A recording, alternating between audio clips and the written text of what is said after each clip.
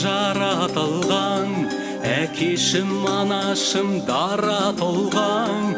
Сендердің бейнет пен зейнеттерің бүгінде қатайсам қанатымнан.